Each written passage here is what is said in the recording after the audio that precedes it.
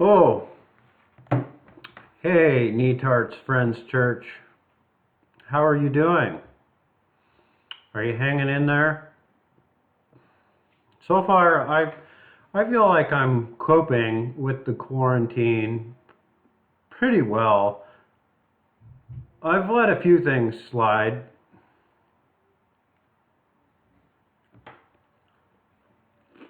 but nothing major.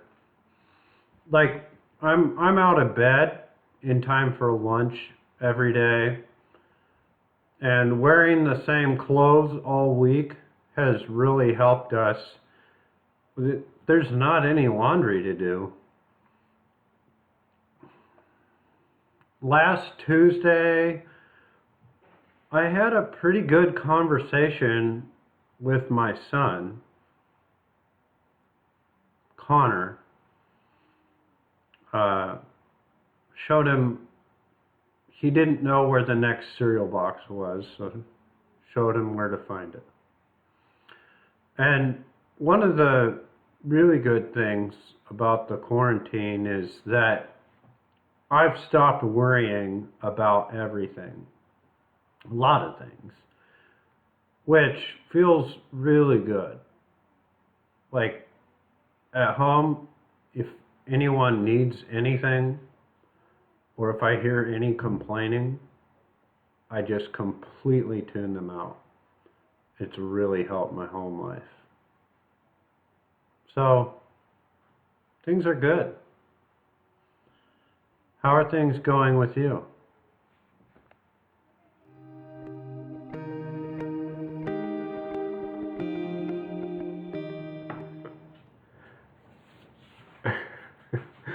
Okay, so I may have embellished things, a few things, but in all seriousness, if this quarantine is tough for you and you're falling apart a little bit, you're normal.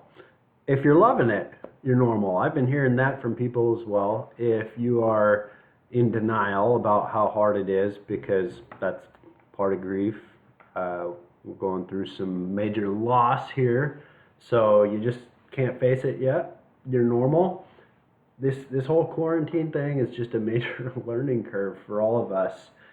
And so if it's taken you a while to adjust and get the hang of it, you're normal.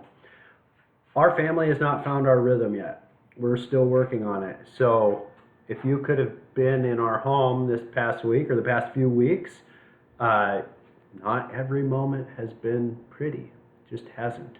The combination of Molly and I both still working, I think more than we were before in some ways, and then having the kids home wanting our full attention, that's quite the combo. And it's ended up in us staying up late at night working. And I don't say that as a badge of honor, I say that as a confession. It's something that we've recognized is not a real healthy, sustainable rhythm. It's something that we're saying, okay, we need to do a little course correction here in some way. So we're still in the midst of figuring out what's the rhythm of life that's sustainable and healthy for quarantine for us. None of us want to emerge from this quarantine life, however long it goes, like a feral caveman, like the guy I just showed you. I think we want to emerge more rooted, more grounded in a deeper life with God. And so today I just want to offer you a concoction of ideas, ways to go through this time so that we don't emerge a feral caveman or cavewoman.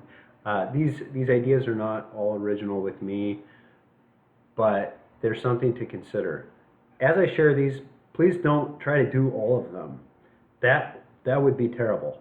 That'd be too much. Simply look at these ideas and say, which ones would be most valuable for me? Which ones should I try? And the idea with a rhythm of life is you're creating something that you do habitually. This is something I do every day, because the cumulative benefit of these activities is greater than the random benefit. Well, I think I'll try that. Well, no, I think I'll try that. It's the cumulative benefit. So here's the ideas. Good news before news. Starting your day with God and starting it not out of fear. Right now, the news in many ways represents fear. So rather, can you start your day rooted in the Gospels? Somehow reading a little chunk of the Gospels, rooted in the love of Jesus. If your family doesn't have a discipline right now, a rhythm of reading some portion of Scripture out loud together, this time is the time to start. A mentor of mine used to say, he said, if the only Scripture that you are digesting each week is happening on Sunday morning, then you're starving yourself spiritually. So this is a time to be digesting Scripture. Another way to read Scripture would be through the lens of faith, hope, and love. So as you read a little chunk, then you have a discussion, which is faith, what is this urging me to believe? Hope, what is this urging me to hope for, to put my hope in? And love, what does this urge me to do? Love is always specific. It's not some vague general idea out there. It's, I can do this today. Another idea, prayer before phone. So right now, Molly and I are starting our day in prayer using a book. It's called Common Prayer for Ordinary Radicals. And you can also access these prayers online. I'll put that below. But we use these written prayers as kind of a structure, a starting place for the rest of our extemporaneous prayer, making that a rhythm of your life. Here's another idea for prayer, is just to pray the Psalms. The Psalms have been called the sewage treatment plant for the soul. The idea is, if you spend very long in the Psalms, you'll say, wow, there's some muck, there's some junk in here. Some of these prayers are icky and gross, and maybe that's the point. It's an expression of the full range of human emotion to God, saying, bleh, here it is, God. Do your purifying work, and somehow even praying those Psalms has a purifying effect for us. Another idea, schedule your news intake. Rather than just like constantly scrolling the phone looking at the news, which I'm guilty of, or if you're a TV person, popping on the TV, leaving it on the whole day, schedule it. So that you make a decision, how much is actually healthy for me to digest right now, and then you limit it to that. I'll watch this in the evening, or I'll watch only that in the morning and only that in the evening. Not more than that, I would think, for sure. Another idea would be limiting the things that you do to escape. We all have different things that we do. Eating, sugar, for some people it's alcohol, social media, TV, staying up way too late, just mindlessly scrolling the internet. We've got things that we do. And so if you identify those, paying attention and limiting them in some way. The contrast to that is making sure that you play each day, which is not, playing is different than escaping, because play is I'm doing something that I love, and I love it in such a way that I give it all of my attention and I forget about everything else that's going on. It doesn't mean you have to be particularly good at it, but it renews our mind. So for me right now, and I'm not doing this every day, but it's something I've been playing with, is learning how to play claw hammer banjo. I've been watching little tutorial videos and working at it, and it's a completely different strumming pattern.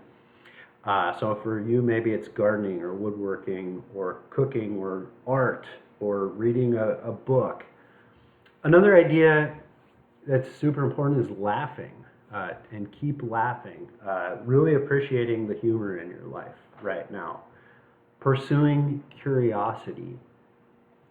That when we have something that we are learning about and our mind is wandering and asking questions, that keeps us from doing this other thing, which is I just become jaded and cynical and hardened to everything going on in life, and I don't really appreciate anything. So simply pursuing your curiosity, creating a gratitude ritual with your family or with yourself. Maybe it's journaling, or maybe it's you sit down at the table each evening and you go around the table and say, what's something that you are thankful for from your day? We've been told so many times exercise, it's one of the most important things we can do for our mental health, our spiritual health as well. It's I'm using my body, and God, thank you for this body, and I'm engaging. Making a connection with someone outside of your home every day, whether it's writing a letter, an email, a text, a phone call is terrific.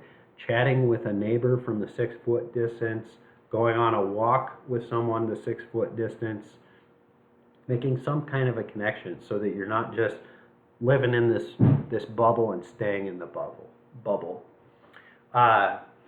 Last idea, keep the Sabbath. I think this is important during this time. You might say, I feel like I'm already resting every single day. Some people are working their tails off right now, but some people are like, I'm just resting every single day, and so that's not helpful. But keeping the Sabbath in this way, do something different on the day that you count as the Sabbath than what you're doing the rest of the week.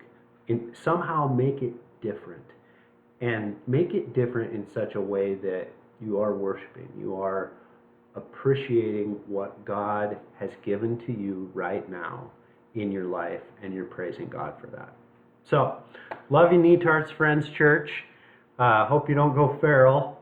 And for a final challenge, we all need to laugh. So, post your feral picture, the feral version, caveman, cavewoman version of yourself below. Show us what that looks like so we can laugh together. God bless you.